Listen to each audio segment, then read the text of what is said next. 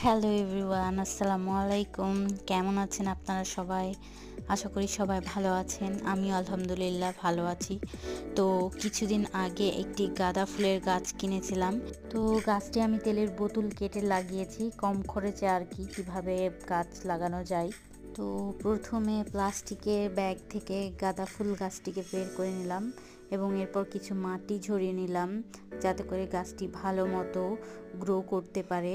এইভাবে গাছকে লাগিয়ে চারিদিক থেকে মাটি ছড়িয়ে লাগালে গাছের শিকড় খুব সহজেই বৃদ্ধি পায়। তো এরপর একটু গোবর সার দিব আর কম্পোস্ট দিব একটু, এরপর মাটি দিয়ে ভালো মতো গাছ লাগিয়ে দিব। তো গাছ লাগানো আমার একটা নেশা, আর ফুলের গাছ লাগানো তো আমার অনেক বেশি পছন্দের। তো এই তো গাছ লাগিয়ে নিলাম।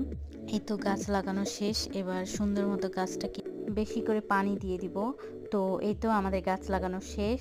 তো এরপর আমি বাসায় ছিলাম না 15 দিন মতো। তো 15 দিন পরে এসে আমি তো পুরোই সারপ্রাইজড হয়ে গেছি। এত পরিমাণে ফুল ফুটেছে গাঁদা ফুল গাছটিতে যে একদম ফুলের ভারে গাছটি নুয়ে পড়ছে। তো আমার এত বেশি আনন্দ লাগছিল এত এত ফুল দেখে, আর কালারটাও সেই লাগছে, মানে এই গাছটা একাই আমার পুরো বাগানকে একদম আলোকিত করছে।